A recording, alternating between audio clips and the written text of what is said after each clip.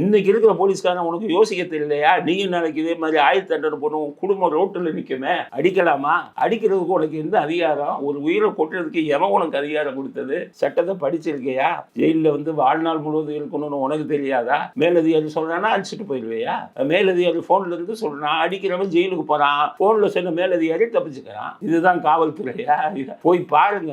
அதாவது மிகப்பெரிய அதிகாரங்களை எல்லாம் நமது சட்டம் காவல்துறைக்கு கொடுத்திருந்தது. நான் கண்ணால பார்த்தேன். ஒவ்வொரு போலீஸ் ஸ்டேஷனையும் லாக்கப் பண்ணிருக்கோம். உள்ளுக்குள்ளேயே போலீஸ் நினைத்தால் நாங்கள் டிபார்ட்மெண்ட்டில் இருக்கும்போது யாரை வேணுமானாலும் பிடிச்சிட்டு வந்து உள்ளே போட்டுருவோம். சிறையை விட மோசம் போலீஸ்க்கு லாக்கப். சிறையில் உங்களை ஜட்டியோட போட மாட்டான். போலீஸ் லாக்கப்பில் பனியை எல்லாத்தையும் கட்டிட்டு ஜட்டியோட லாக்கப்பில் போடுவோம். எத்தனையோ அதிகாரிகள் உன்னை அந்த போலீஸ் லாக்கப்பில் போட்டுருக்கான். 1 லட்சம் கொடு 2 லட்சம் கொடுங்கன்னு லஞ்சம் வாங்கின அதிகாரிகள்லாம் காவல்துறையில் இருந்தாங்க. அதுவும் அப்பெல்லாம் எப்படி தெரியுமா? வெள்ளிக்கிழமை ஆயிடுச்சுன்னா கோர்ட்டு திங்கக்கிழமை, சனி ஞாயிறு 2 நாள் நீங்கள் கோர்ட்டு போய் தான் பண்ணணும். 2 நாள் காவல்துறை லாக்கப்பில் வைப்பான் ஜட்டியோட. இதுக்கு நல்லவங்க எத்தனை ப்ரொஃபஷனல் கிரிமினல் போட்டு உள்ளே போயிடுவான். ஒரு சின்ன அடிதடி கேஸ், கொடுக்கல் வாங்கல் கேஸ் எல்லாம் பண்ணுவான் உள்ள லாக்கப்பில்.